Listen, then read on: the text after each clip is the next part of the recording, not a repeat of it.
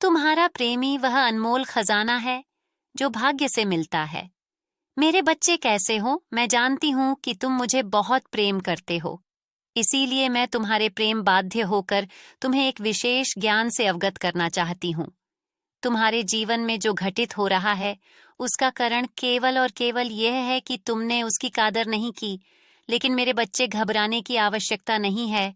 अभी भी तुम्हारे पास समय शेष है, इसीलिए आज मैं तुम्हें बता रही हूँ। उसको ध्यानपूर्वक सुनो मेरे बच्चे। मैं निश्चित ही यह करना होगा, क्योंकि जी प्रकार दुर्घटना भले कितनी भी बड़ी हो, परंतु यदि समय रहते उसका उपचार नहीं किया गया तो वह दुर्घटना व्यक्ति की जान भी ले शक्ति है। इसलिए तुम समय रहते इन बटन पर ध्यान दो। और एक बात का ध्यान रखना कि पृथ्वी पर कुछ चीज ऐसी हैं जिनकी कादर यदि तुम ना करो तो निश्चित ही संसार भी तुम्हारी कादर करना छोड़ देता है। जो मेरे साक्षात स्वरूप हैं उनकी कद्र करना तुम्हारे लिए अत्यंत आवश्यक नहीं कर पाते हो।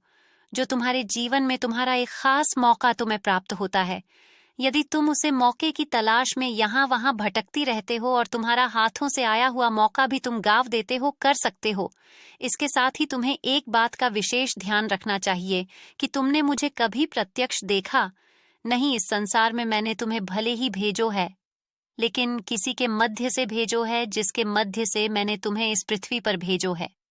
तुम उनका निराधार करोगे या इज्जत नहीं करोगे तो तुम जीवन में उन्नति तरक्की तो बहुत दूर की बात है, जीवन को सुखमय नहीं कर पाओगे। खुशियां तुमसे दूर भागेंगे, दुख तुम्हारे पीछे सई की तरह पद जाएगी।